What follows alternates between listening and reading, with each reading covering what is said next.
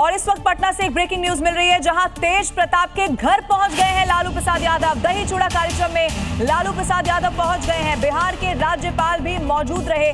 मकर संक्रांति पर चूड़ा दही भोज रखा गया था। तेज प्रताप बोले, माँ बाप का आशीर्वाद मेरे साथ है। ये तस्वीरें देखिए, और इस लिहाज से बहुत महत्वपूर्ण तस्वीरें हैं, चूंकि आपको याद होगा लालू प्रसाद यादव ने ऐलान कर दिया था कि उनके बेटे से अब उनका कोई रिश्ता नहीं रहेगा। वो तस्वीरें जो सोशल मीडिया पर वायरल हुई थी, पार्टी से भी बाहर का रास्ता दिखा दिया गया था। लेकिन अब दही चूड़ा कार्यक्रम में शामिल होना, अब सवाल यह है कि क्या जो रिश्ते बीच में खराब हुए थे आने वाले समय में बेहतर होंगे क्या? पहाड़ों पर किस तरह की बर्फबारी हो रही है, उसके चलते अब दिल्ली में लोगों को कड़ाके की ठंड का सामना करना पड़ रहा है। प्रदूषण के बीच लोग कोहरे और ठंड की तिहरी मार झेलने को मजबूर नजर आ रहे हैं। दिल्ली में इन दिनों लोग कड़कड़ाती ठंड का सामना कर रहे हैं। आलम यह है कि पिछले कुछ दिनों से दिल्ली में न्यूनतम पारा लुढ़ककर 3 डिग्री सेल्सियस के आसपास पहुंच चुका है। पहाड़ों पर बर्फबारी का असर देश की राजधानी में बढ़ती गलन के तौर पर देखा जा सकता है। इसी बीच एक बार फिर से दिल्ली में कोहरे और धीमी हवा के चलते प्रदूषण का स्तर तेजी से बढ़ा है। आज सुबह कई इलाकों में एयर क्वालिटी इंडेक्स 350 के पार दर्ज किया गया, जो बेहद खराब श्रेणी का माना जाता है।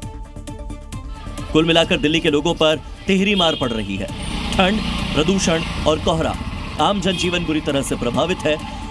ठंड से बचने के लिए लोग अलाव का सहारा जरूर ले रहे हैं, लेकिन इसी बीच जहरीली हवा में सांस लेने के लिए मजबूर भी हैं। और अब आइए आगे बढ़ते हैं, आपको दिखाते हैं दिल्ली से सटे फरीदाबाद की तस्वीर सामने आ गई है। अतिक्रमण के खिलाफ बड़े पैमाने पर ये प्रशासन का पीला पंजा यहां चल गया है। Faridabad town and country planning जो विभाग है, उसके बुलडोजर ने कई अवैध कब्जों को जमींदोज कर दिया।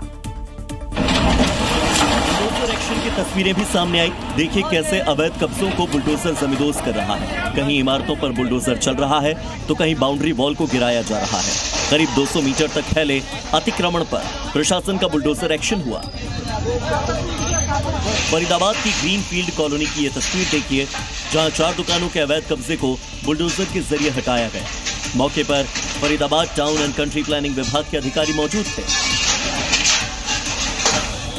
हरियाणा की सैनी सरकार का साफ कहना है कि किसी भी तरह का अतिक्रमण हरियाणा में बर्दाश्त नहीं होगा। बस इसी के तहत डीटीपी विभाग ने अवैध कॉलोनियों पर सख्ती से एक्शन लिया है। इसके अलावा वो वार्निंग भी दी है कि बिना परमिशन अगर निर्माण किया तो अंजाम यही होगा। उत्तर प्रदेश की बात करते हैं, जहां चंदौली में चलाए जा रहे ऑपरेशन आहट के तहत पुलिस को एक बड़ी कामयाबी हाथ लग गई है। यहां मानव तस्करी की आहट मिलते ही 6 बाल मजदूरों को तस्करों के चंगुल से यहां पुलिस ने मुक्त करा दिया। और इस ऑपरेशन के तहत 6 बाल मजदूरों की बर्बाद हो रही जिंदगी को बचाने में सफलता मिली। चंदौली में आरपीएफ की टीम बड़े स्तर पर ऑपरेशन आहट के तहत मानव तस्करी के खिलाफ ताबड़तोड़ एक्शन में है। जैसे ही आरपीएफ की टीम को जानकारी मिली, उसने दबिश दी, जिसमें 4 नाबालिग बच्चियों समेत कुल 6 लोगों को मानव तस्करों के चंगुल से छुड़ाया गया। जानकारी के मुताबिक इन मासूमों को बाल मजदूरी के लिए गुजरात में तस्करी के लिए भेजा जा रहा था। गुजरात के लिए ट्रेन पकड़ने से पहले तस्कर सभी नाबालिगों को लेकर स्टेशन पर उतरा था। इसी दौरान पुलिस ने मौके से तस्कर को गिरफ्तार कर लिया।